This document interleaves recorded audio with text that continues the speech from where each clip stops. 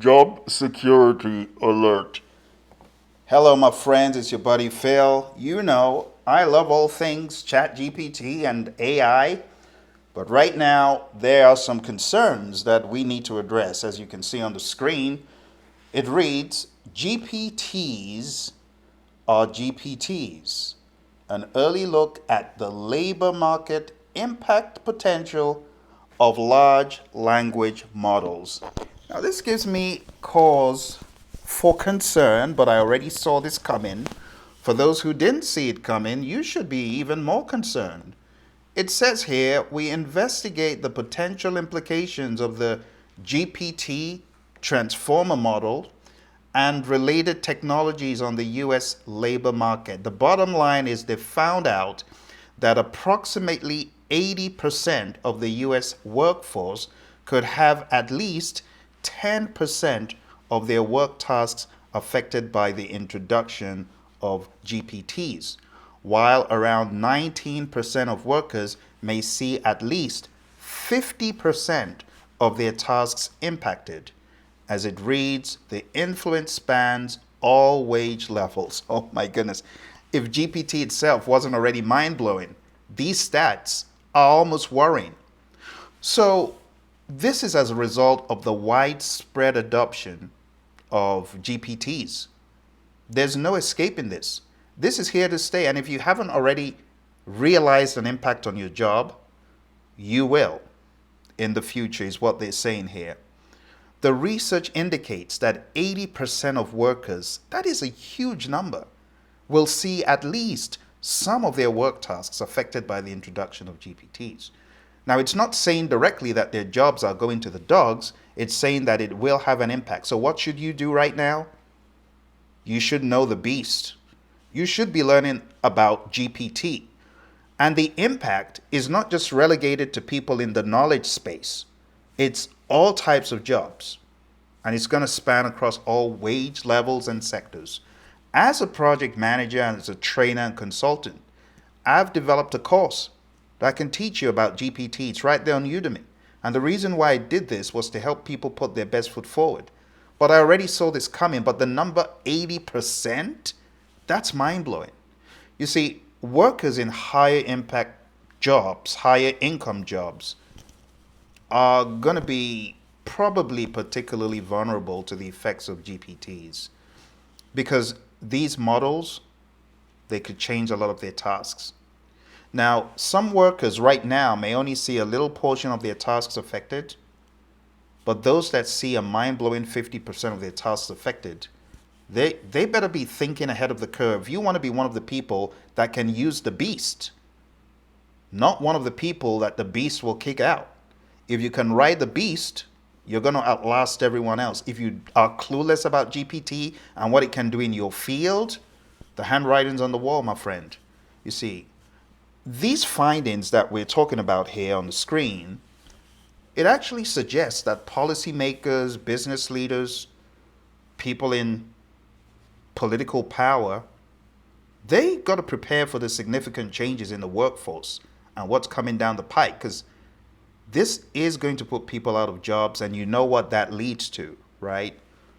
When you've got a massive shift in terms of who's doing what, and you got a lot of jobless people roaming around, it's horrible for the economy. Just look at history. So my suggestion to you today is if you haven't started using the tool, do it. The government and businesses, they are going to be investing in training programs. They're going to be investing in other measures to ensure that workers are equipped. But you don't have to wait for them to do that, to give you a handout. Start learning today. Right here on this channel, I teach people about ChatGPT, what it can do. I teach people prompt engineering, which is a term that sounds fancy, but it's really just how to query the beast, how to query the tool. And ultimately, to be quite honest, it does represent a significant opportunity to increase productivity and innovation. There are ways that I've been harnessing GPT that takes my efficiency levels above. For example, there was a task I used to take a couple of days, and I'm talking about if I was working nonstop for 20 hours, It'd take me that long to get the task done. I hated the task. ChatGPT does the task in minutes for me. On a good day, in seconds, if there are no hiccups.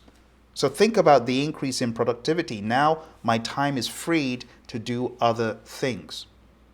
So, again, for those of you who are very introspective and you think deep, the rise of automation has been a concern for a long time in different spheres. I started noticing a change in part of what I'm into. I'm into sound engineering, and I realized how AI was able to replace. I'm sorry, I hope he doesn't watch this, but it's my mastering guy. For those of you into music, you create a. Back in the day, it was a record and you get it mastered. Now it's a track, right? And then you get the track mastered. Well, AI over 8 years ago started replacing the guy who would master my music for me. Of course, I didn't tell him I was using AI to replace his job, but AI was replacing his job. You see, the rise of automation, for me, it's been a concern for a very long time. But I think some people are just waking up and now it's becoming more evident that the handwriting's on the wall. See, it's going to get to the point where anything that you need to do is going to be done by AI for the most part. It'll get to the point where you got robots in your house, those who can afford it, being like your virtual assistant, if you will, only that it won't be virtual, they'll be right there. Your virtual, your robot chef, your robot butler, your robot, we've already got them, dishwashers, right? The only thing is that they'll look a little bit like a humanoid form.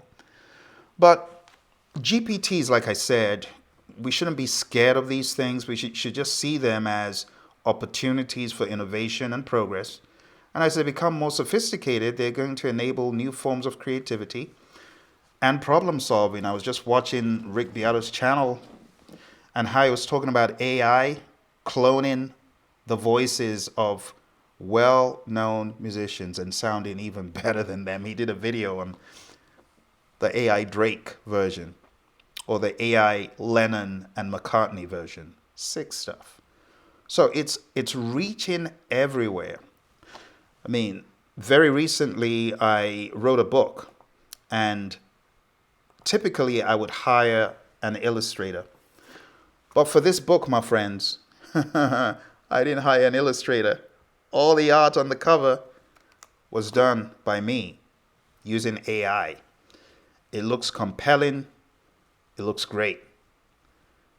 But for how long are we going to be able to hold out without getting deeper into the tool? You want to be the top 2% in your industry that is able to manipulate the beast, control the beast, know how to mine the data, have prompts that you are one of the few who knows how to get stuff out of the tool. That's where you need to be.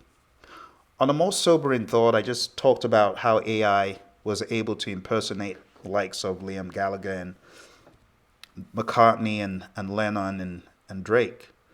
But there are also far-reaching ethical implications. It's only a matter of time where we see the likes of the legal battles that we've seen play out in court. Like there's so many. Take Six versus her, Marvin Gaye versus Ed Sheeran, and so on. His family and his estate. But it's only going to be a matter of time where we have more and more of those cases. And as GPT models become more prevalent, we as humans just need to make sure that they are developed in an ethical way, they are transparent, they're unbiased, they're aligned with shared values. You think about it. If someone could clone the voice of your loved one, call you on a regular phone number, and AI deceives you into thinking it's your loved one because the voice of that loved one has been perfectly cloned, how scary and creepy is that? That's a security risk.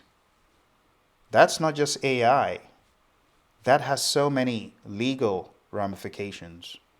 So the advent of AI, it may require new regulatory frameworks for sure.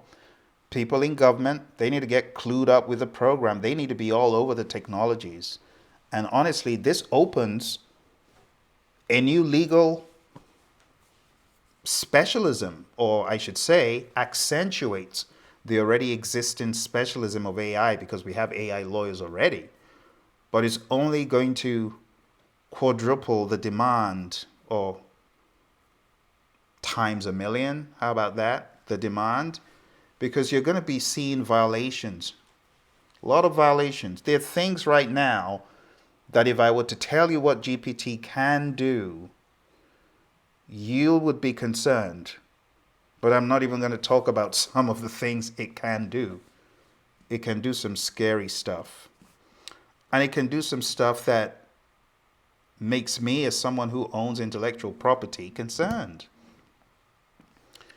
It doesn't make me afraid, it just makes me concerned of what GPT in the wrong hands, or what GPT in the illumination of knowledge as it begins to grow can do. And, as the likes of Elon have said recently, people have no clue what this thing can do. It's like Pandora's box. You got no clue how mind-blowing this thing is.